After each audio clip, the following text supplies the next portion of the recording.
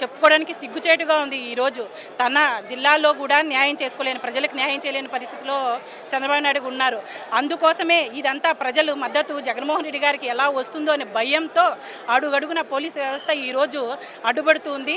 అవంతా కూడా ఎవరికి కేసులు పెట్టేసి ఈరోజు ఇబ్బంది పెడుతున్నారు. ఒక కేసుకు 2 కేసులు భయపడతారు. అయితే ఏముంది, మహా అయితే అలవాటు పడిపోయినారు అందరూ కూడా. కేసులకి ఏమి ఇబ్బంది పడే వాళ్ళు ఎవరు లేరు. ఈరోజు కేసులకు ముందు వచ్చేసి ప్రజలు ఉత్సాహంగా ముందుకు రావడం. మేడం, వైసీపీ నాయకులు కార్యకర్తలు రెడ్ బుక్ చూసిన, ఎరుపు రంగు చూసిన భయపడుతున్నారని చెప్పి లోకేష్ రెడ్ బుక్ రాజ్యాంగం చేస్తే ఈరోజు మేము అంబేద్కర్ రాజ్యాంగం చట్టం తీసుకురావాలని మా జగన్మోహన్ రెడ్డి సార్ గారు చెప్పడం జరిగింది. ప్రతి ఒక్కరు కూడా మాకు అలా కక్ష సాధింపులు అయితే అవసరం లేదు.